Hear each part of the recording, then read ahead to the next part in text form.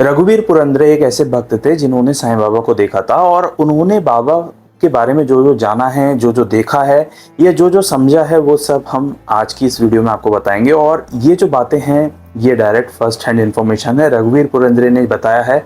और जब उन्होंने बाबा को जो जो चीज़ें देखा, जैसे वो रहते थे, उन सब के बारे में हम डिटेल में बताएंगे। और अक्सर मैं ऐसे भक्तों के बारे में बताता रहता हूँ जिनके माध्यम से हमें मालूम पड़ता है कि असल में बाबा शिरडी में रहते कैसे थे। देखिए, रघुवीर पुरंदरे बताते हैं कि बाबा जो है शिरडी में जो है, बाबा अक्सर जो है धुनी माई के लिए काफ़ी सारी लकड़ियाँ, काफ़ी सारा जो कह सकते हैं उस धुनी को प्रज्वलित करने के लिए जो सामग्री है वो बाबा लेने जाया करते थे।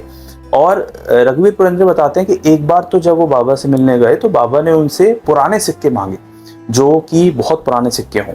अच्छा, रघुवीर पुरंदरे साहब बोलते हैं कि उनको नहीं पता कि बाबा ने उन सिक्कों का क्या किया, लेकिन वो सिक्के जब उन्होंने बाबा को दिए तो बाबा ने वो सब सिक्के कस के बांध लिए ताकि वो आवाज ना करे और उन्हें अपनी एक पॉकेट में रख लिया।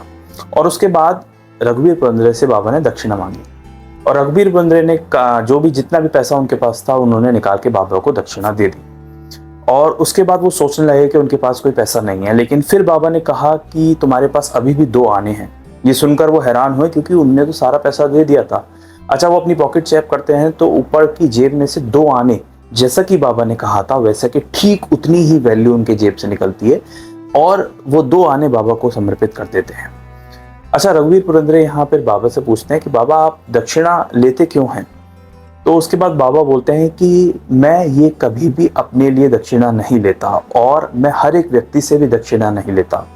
जो वो मालिक, जो वो ईश्वर, जो वो फकीर, जो वो सर्वशक्तिमान जिसकी ओर इशारा करता है, मैं उसी से ही दक्षिणा लेता हूँ और इसके बदले में मुझे तुम्हें 10 गुना लौटाना होता है। और ये जो दक्षिणा जो मेरे पास रहती है ये शाम तक मैं सब लोगों में बांट देता हूँ और ये तुम अपने जीवन में देखना, इसका 10 गुना मैं तुम्हें हमेशा लौटाता हूँ। बाबा ने कुछ ऐसा जवाब दिया। और रघुवीर पुरंदरे बताते हैं कि बाबा जो थे वो द्वारका माई में बैठे करते थे और कई बार जो है उनके मुंह से संस्कृत के श्लोक, गीता के श्लोक निकले हैं बातों बातों में। और ये रघुवीर पुरंदरे का भी और काफ़ी सारे भक्तों की ऑब्जर्वेशन थी कि बाबा को संस्कृत आती थी, क्योंकि कई अवसरों पर बाबा ने जो है गीता के श्लोकों का अर्थ समझाया है वर्ड टू वर्ड भक्तों को। अच्छा, एक और पॉइंट पर जो रघुवीर पुरंदरे हैं वो बताते हैं कि सगुन मेरू नायक जो एक और भक्त थे, उनसे बाबा ने एक दिन बोला कि तुम जो चावल बना के लाओ मेरे लिए और उसमें घी डालो और सबसे पहले धुनी माई को अर्पित करो। तो उसके बाद सगुन मेरू नायक जब भी लाते थे तो वो चावल में घी डालते थे और उसे सबसे पहले धुनी माई को अर्पित करते थे और उसके बाद बाबा को देते थे। तो उसके बाद बाबा ने जब महासमाधि ले ली तो उसके बाद भी सगुन मेरू नायक ये काम किया करते थे। और पुरंदरे जी ये भी बताते हैं कि साईं बाबा अक्सर कहा करते थे और विशेषकर 1918 से कुछ समय पहले ही बाबा ने ये इंडिकेशन देना शुरू कर दिए थे कि जो 1918 है वो एक बहुत खास साल होने वाला, उसका दशहरा बहुत खास होगा जब वो महासमाधि लेंगे।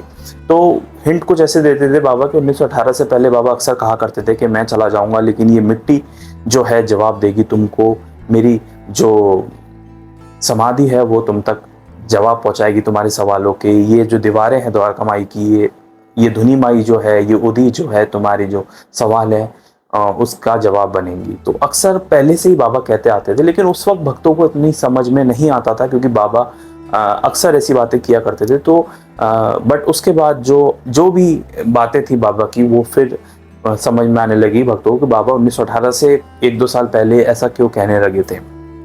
अच्छा, पुरंदरे जी एक 1913-1914 की बात बताते हैं जिसमें वो बताते हैं कि एक लेडी जो है वो बाबा के दर्शन करने के लिए आई और उन्होंने पूछा बाबा से कि मेरा जो अच्छा जन्म है वो कौन सा जन्म में आएगा, मेरी अच्छी जीवन कब आएगा। तो बाबा ने कहा कि अगले जन्म में आएगा। तो वो लेडी क्या करती हैं, वो लेडी फिर वहां से जाती हैं और एक कुएं में छलांग लगा देती हैं ताकि वो इस जीवन को खत्म कर दे। लेकिन फिर आसपास वाले जो लोग होते हैं वो उनको लेडी को निकालते हैं और बचा लेते हैं। तो रघुवीर पुरंदरे बताते हैं कि इस तरह की घटनाएं भी उन्हें देखने को मिलती है, लेकिन बाबा का हमेशा ये मानना था कि जो भी इस जन्म का आपका जो कर्म होता है उसको आपको भोग लेना चाहिए, नहीं तो अगले जीवन पर भी उसका प्रभाव पड़ता है। पर्सनली रघुवीर पुरंदरे ने कभी भी बाबा से उनके अगले जन्म के बारे में नहीं पूछा, वो ऐसा बताते हैं, लेकिन बहुतों के बारे में बाबा ने पहले बताया था, जिसमें से एक थे काका साहब दीक्षित। और बाबा ने कहा था कि काका को मैं अपने विमान में लेकर जाऊंगा उसके आखिरी दिन में। और ऐसे ही कुछ हुआ। 1926 का साल रहा होगा जिस दिन बाबा की बात करते करते एकादशी के दिन उन्होंने जो है काका साहब दीक्षित ने बाबा की बातें कर रहे थे और अचानक से प्राण त्याग दिए।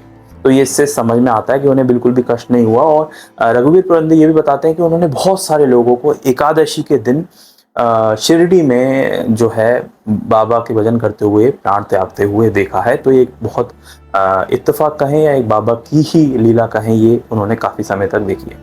ऐसी कई सारी बातें हैं जिनके बारे में मैं डिस्कशन करता रहता हूँ, मैं पढ़ता रहता हूँ, समझता रहता हूँ और आप तक पहुँचाता रहता हूँ। अगर आप मेरे साथ 1918 से पहले उस दौर में जाना चाहते हैं जब शिरडी में बाबा रहते थे, भक्तों के बीच रहते थे और कौन कौन से भक्तों से मिलने आते थे, तो आप इस चैनल को सब्सक्राइब कर सकते हैं। ऐसी ढेर सारी अनोखी वीडियोस इस चैनल पर अपलोडेड हैं जिन्हें जाकर आप देख सकते हैं, क्योंकि हर वीडियो आपको कुछ ना कुछ सिखा कर जाती है। मिलेंगे एक नेक्स्ट वीडियो में एक नई कहानी के साथ, तब तक के लिए ओम साई राम।